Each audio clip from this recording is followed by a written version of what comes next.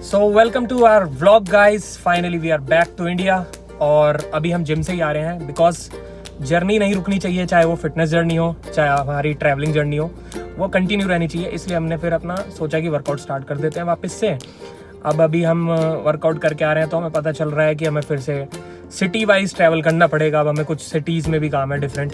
सो हमने finally we got our fitness passport. ये passport हमारा पीछा नहीं छोड़ रहा है, चाहे वो ट्रैवलिंग का हो चाहे फिटनेस का हो। तो अभी ये दूसरी सिटी में जाने के लिए हमारा है ट्रैवल पास फॉर 14 डेज। तो अभी हम वर्कआउट वहाँ पे करेंगे। कुछ वहाँ पे काम भी है मेरे को, मुंबई भी जाना है तो वहाँ से भी हमें कुछ रॉ मटेरियल और सप्लीमेंट्स का काम है।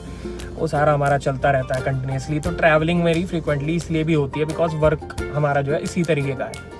बाकी मैं अभी जिम से आ रहा था तो मैंने देखा यार कि अगर हमारे इक्विपमेंट्स जो है ना इंडिया में, अगर हमारे जिम के इक्विपमेंट्स थोड़े से बेटर हो जाए, वैसे तो बहुत अच्छे हैं बट अगर थोड़े से बेटर हो जाए, जैसे कि हमने देखा था हमारा अल्फा हेल्थ क्लब में फुकेट में जो हम जिम कर रहे थे, तो हमने देखा कि वहाँ के जो स्पेसिफिक जैसे मशीन्स हैं कुछ जो टारगेट मसल पे वर्क करती हैं, तो अगर वो मिल जाए तो यहाँ के भी एथलीट्स जो है ना वो भी बहुत अच्छा इंटरनेशनल लेवल पे हमारा अचीव कर लेंगे, जैसे कि करते भी हैं।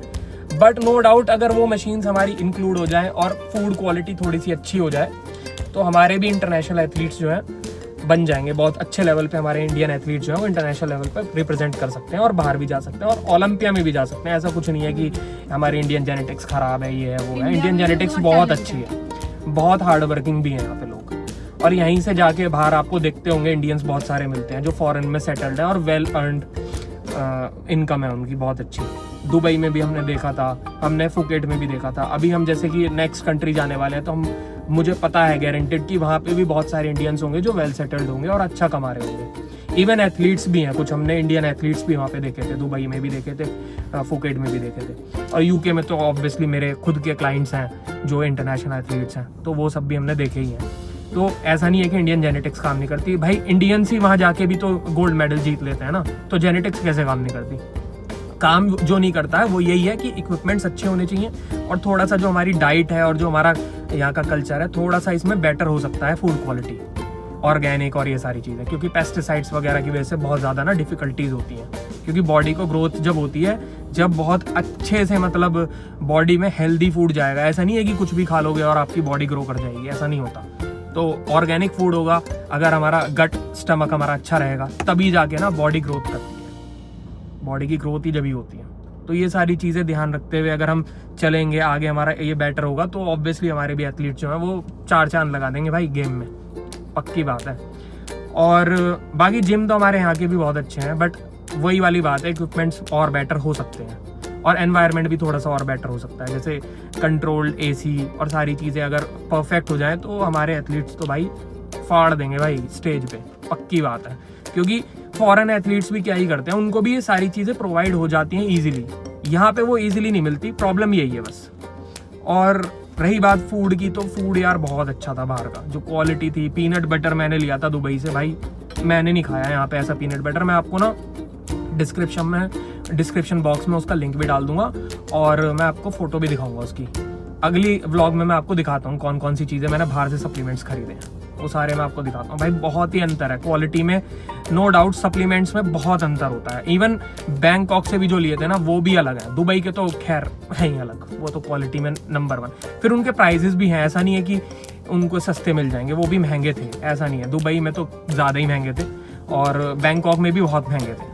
प्रोटीन भी आप देखोगे ना तो 10-12 हज़ार से कम का नहीं है वहाँ पे, बट प्रोटीन पीने से आपको पता चलेगा। हमने लिया था वहाँ से भी प्रोटीन, भाई पी के पता चल गया अलग ही है, क्वालिटी ही अलग है। अब आप यहाँ पे 4,000 का खा लो और वहाँ का 12,000 का प्रोटीन खा लो, ऑब्वियसली इतना प्राइस में अंतर है, क्वालिटी में भी अंतर है। और भाई बॉडी बिल्डिंग जो है वो चीप स्पोर्ट नहीं है कि हम सस्ते में बॉडी बिल्डिंग करते, सस्ते में बॉडी बिल्डिंग होती भी नहीं है। सस्ते में कुछ नहीं होता बॉडी बिल्डिंग में। बॉडी बिल्डिंग में इतने सारे सप्लीमेंट्स चाहिए, इतने सारे वाइटामिन्स आपको बॉडी के लिए, हार्मोन सपोर्ट और आपके ऑर्गन सपोर्ट सिस्टम के लिए, जैसे टडका हो गया, एस्ट्रेगलस हो गया, इतनी सारी चीज़ें चाहिए होती हैं। तो बॉडी बिल्डिंग भाई ऐसा है कि पहले आप ना अपना बिजनेस सेट करो या फिर अपनी अच्छी जॉब करो, तब बॉडी बिल्डिंग को परस्यू करो। ये नहीं है कि आप हमारा पैशन है हम तो सिर्फ बॉडी बिल्डर बनेंगे, नहीं, पहले आप अर्निंग सोर्स बनाओ और फिर बॉडी बिल्डिंग में आओ। चाहे आप व्लॉगिंग करो, यूट्यूब से पैसे कमाओ, इंस्टाग्राम से बार्टर सिस्टम से कुछ करो, जो भी मतलब कोई ब्रांड आपको मिल जाए ऐसे कुछ सपोर्ट मिलेगा ना, तब उसके बाद आप लॉन्ग टर्म में बॉडी बिल्डिंग कर सकते हो। क्योंकि 1 साल का तो बॉडी बिल्डिंग का वैसे भी गेम नहीं है, आपको लंबे समय तक उसमें ट्राई करना पड़ेगा। क्योंकि ना 6-6, 7-7, 8-8, 10-10 साल लग जाते हैं प्रो बनने में। प्रो कार्ड लेने में तो खैर बहुत टाइम लग जाता है, और 6-7 साल तो आराम से लगते हैं, और उसमें खर्चा होता है बहुत ज़्यादा। तो उसके लिए भाई आपको अर्निंग सोर्स भी चाहिए एक अच्छा सा। अर्निंग सोर्स आपके पास आ गया, आपने अपनी जॉब कर ली स्टार्ट, या फिर बिजनेस कर लिया। ऑब्वियसली डिफिकल्ट है, बट फिर डिफिकल्ट नहीं होगा तो फिर सभी बॉडी बिल्डिंग में जीत जाएंगे ना, इसीलिए डिफिकल्ट है। तो ये सारी चीज़ आप अगर स्ट्रैटेजी के साथ अगर आप करोगे तो ना आप फटीग होगे, ना आपकी बॉडी बिल्डिंग बीच में छूटेगी। मैंने बहुत सारे एथलीट देखे हैं जो बहुत अच्छे हैं, बट उनके पैसों की वजह से, फाइनेंशियल कंडीशन की वजह से बीच में ही छूट गई बॉडी बिल्डिंग, और फिर भाई वो कुछ नहीं कर पाए, ना बॉडी बिल्डिंग में जीत पाए, ना फिर वो लाइफ में कुछ अब जॉब या उनको बिजनेस बहुत टफ लग रहा है, क्योंकि अब वो एज भी निकल गई उनकी, 30s क्रॉस हो चुके हैं। तो भाई पहले ही आप इनिशियली या तो कोई एक अच्छे इन्फ्लुएंसर बन जाओ, व्लॉगर बन जाओ, या फिर आप अपना एक बिजनेस सेटअप कर लो, या इसलिए गाइस फिर अर्निंग हैंड बनाओ, जॉब करो, कुछ भी करो, और उसके बाद अपना बॉडी बिल्डिंग परस्यू करो। तो आप जीतोगे भी, और एक दिन प्रो भी बन जाओगे, और फिर सक्सेसफुल भी हो जाओगे उस लाइन में। क्योंकि पैशन फॉलो करने के लिए पहले अपना बेस बना लो, उसके बाद पैशन फॉलो करो, और उसमें भी आप सक्सेसफुल हो जाओगे अगर आप ऐसी स्ट्रेटजी अपनाओगे। तो मेरी यही निवेदन है सारे जितने भी एथलीट भाई हैं, ऐसी स्ट्रेटजी अपनाओ और लॉन्ग टर्म में आप जीतोगे। क्योंकि जल्दबाजी में फिर आपको साइड इफेक्ट्स होते हैं, फिर आप कहीं के नहीं रहते। इससे अच्छा धीरे धीरे आहिस्ता आहिस्ता करो, सारे रिस्क भी धीरे धीरे, रिस्क और रिवॉर्ड रेशो रख के रिस्क लो, और धीरे धीरे करो और अचीव कर लो। बाकी गाइज मैं ये कहना चाहता हूँ कि अभी ना हम इंडिया में जस्ट आए थे, अभी हमने सारा कुछ सेटल करा, अनपैकिंग करी, तो आगे से अब ब्लॉग हमारा जो है वो रेगुलर रहेगा, और मैं आपको अच्छी अच्छी इन्फॉर्मेशन बताता रहूँगा। विद इन इंडिया भी हम घूमेंगे, सिटीज़ दिखाएंगे, और आगे फॉरेन ट्रैवल तो है ही हमारे जो स्टार्ट हो जाएंगे वापस से, जैसे ये दिख रहा है आपको पासपोर्ट। तो मिलते हैं गाइस नेक्स्ट ब्लॉग में।